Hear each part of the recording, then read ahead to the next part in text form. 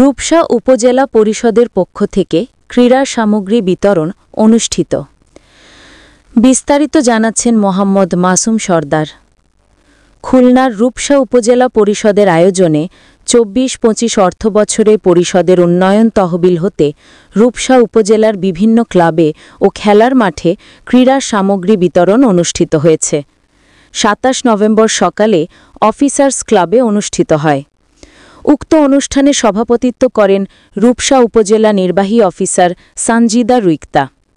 এ সময় উপস্থিত ছিলেন রূপসা উপজেলার সহকারী কমিশনার ভূমি ইফতেকারুল ইসলাম শামীম, যুব উন্নয়ন অফিসার শেখ বজলুর রহমান, উপজেলা মাধ্যমিক শিক্ষা কর্মকর্তা এস.এ. আনোয়ার উল কুদ্দুস, ক্রীড়া কমিটির সদস্য প্রভাষক বাশির আহমেদ লালু, ক্রীড়া শিক্ষক আদ কাদের, প্রধান শিক্ষক অমলনাথ শিকদার, মাদ্রাসা সুপার শফি উদ্দিন নেসারি, প্রধান শিক্ষক রমেশ দাস, আদ রহমান ঢালি, রাজীব হাসান মুন্না, নুরুল আমিন পাপ্পু, ফেরদৌস আরও অনেকে।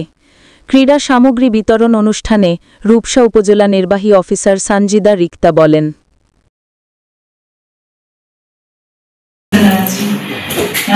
বরাবরের মতোই আমি আজকেও একটা কথাই রিপিট করব যে আমাদের শারীরিক এবং মানসিক সুস্থতার জন্য আমাদের খেলাধুলা আসলে কতটা গুরুত্বপূর্ণ, প্রত্যেকে কিন্তু